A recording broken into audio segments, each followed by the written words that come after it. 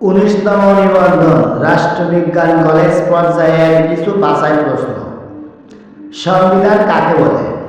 যে সব নিয়মের মাধ্যমে রাষ্ট্র পরিচালিত হয় তাকে সংবিধান বলে। 2 নম্বর প্রশ্ন, লেখার ভিত্তিতে সংবিধান কত প্রকার? লেখার ভিত্তিতে সংবিধান 2 প্রকার, লিখিত সংবিধান এবং অলিখিত সংবিধান।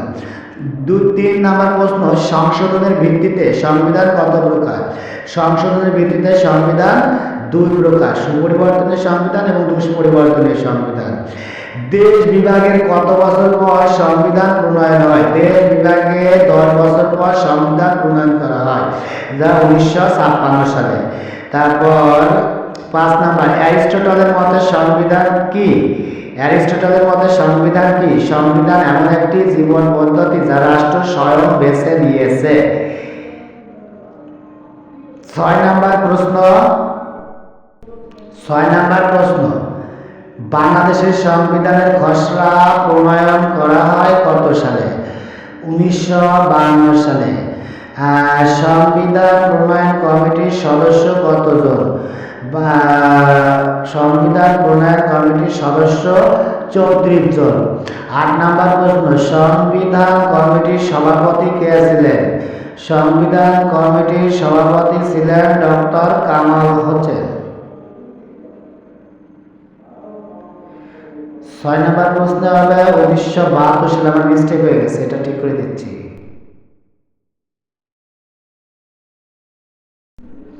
তাহলে 8 নম্বর প্রশ্ন, সংবিধান কমিটির সভাপতি কে ছিল? ডক্টর কামাল হোসেন। সংবিধান কমিটির প্রথম সভা কবে অনুষ্ঠিত হয়? 1972 সালে 17 এপ্রিল। সংবিধান উত্থাপিত হয় কত সালে? 19 অক্টোবর 1952 সালে। তারপর সংবিধান গৃহীত হয় কত সালে? 4 নভেম্বর 1972 সালে।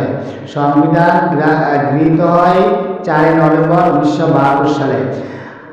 আনুষ্ঠানিকভাবে সংবিধান কার্যকর হয় কত সালে? 16 ডিসেম্বর 1972 সালে। বাংলাদেশের সংবিধান কেমন? বাংলাদেশের সংবিধান লিখিত সংবিধান, যা পরিবর্তন করা দুষ্পরিবর্তনীয়। এখানে অনুচ্ছেদ আছে 153টি, 11টি ভাগ আছে, 7টি তফসিল আছে। বাংলাদেশের সংবিধান এই পর্যন্ত কতবার সংশোধন করা হয়? বাংলাদেশের সংবিধান এই পর্যন্ত 17 বার সংশোধন করা হয়।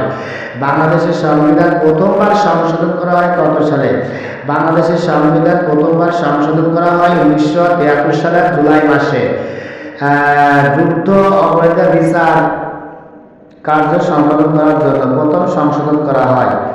এইভাবে প্রতিটি রাষ্ট্রবিজ্ঞানের কলেজ পর্যায়ে প্রস্তুতি হিসেবে আমি প্রতিনিয়ত এই চ্যানেলে কিছু সংক্ষিপ্ত প্রশ্ন লিখে দেবো, আপনারা দেখে নিতে পারেন।